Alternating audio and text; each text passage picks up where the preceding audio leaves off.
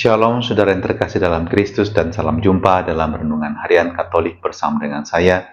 Dan hari ini merupakan pesta dari Santa Maria Magdalena. Kalau Anda pernah membaca buku Da Vinci Code, Anda mungkin mendapatkan gambaran yang keliru mengenai Maria Magdalena. Maria Magdalena digambarkan lahir dari keluarga yang bangsawan dan kemudian menikah dengan Yesus dan kemudian memiliki anak bersama dengan Yesus. Tapi itu semua tentu adalah fiksi, cerita yang tidak punya dasar historis sama sekali. Data-data tentang Santa Maria Magdalena ini kita bisa temukan dalam Injil Lukas yang menyebutkan bahwa dia dibebaskan oleh Yesus dari 7 setan yang menyiksa dia, yang mengganggu hidup dia. Dan setelah itu dikatakan dia melayani Yesus, dia mengikuti Yesus, dan dia mensupport Yesus dengan secara finansial. Itu mengandaikan dia memiliki penghasilan yang baik.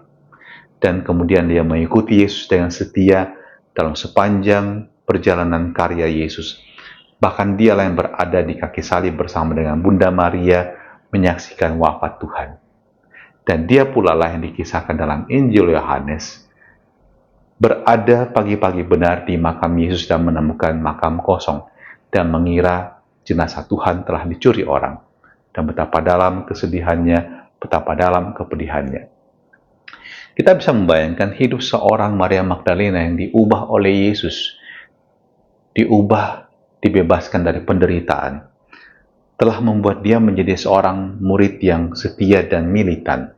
Dia mengorbankan segalanya untuk Yesus, bahkan dirinya. Anda bisa bayangkan, inilah panggilan kemuridan yang sejati. Pertanyaannya adalah, apakah Anda dan saya punya pengalaman disentuh oleh rahmat Allah? Dan di sana kita mengalami, kita mau berubah menjadi manusia yang setia ikut Tuhan, baik dalam suka maupun duka. Maria Magdalena mengalaminya, bahkan dalam kedukaan, dalam penderitaan sekalipun, dia tetap setia ikut Yesus. Dia tidak meninggalkan Yesus.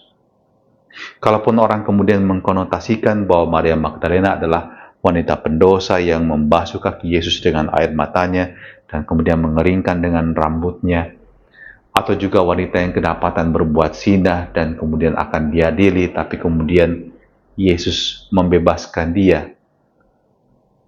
Bukan itu Maria Magdalena, sebab dalam kisah tersebut wanita itu tidak disebutkan namanya. Itu bisa menempatkan siapapun juga pribadi yang membacanya sebagai pribadi yang membutuhkan belas kasih Allah.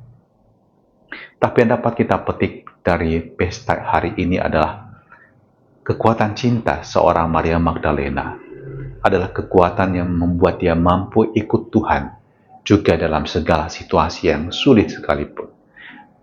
Saya berharap Anda punya pengalaman hidup rohani di mana Tuhan juga menjamah Anda, menguatkan Anda, menyembuhkan Anda, bukan cuma dari penyakit, tapi mungkin juga dari luka batin, dari segala keterpurukan, dan apa yang Anda buat setelah itu.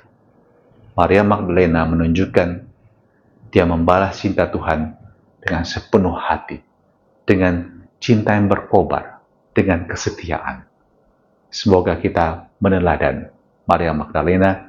Mari kita mohon berkat-Nya. Tuhan, jumpailah kami juga dalam segala derita kami. Kau yang telah bangkit dari kematian, kami tahu Kau juga memberikan kehidupan kepada kami, kekuatan baru seperti kepada Maria Magdalena dengan menyebut namanya Maria, dan ia mengenali Engkau yang bangkit. Semoga hari ini pun kami berjumpa dengan Engkau menyapa kami, dan berkatilah kami dengan berkat yang Maha Kuasa, Bapa dan Putra dan Roh Kudus. Amin. Selamat beraktivitas, tetap semangat.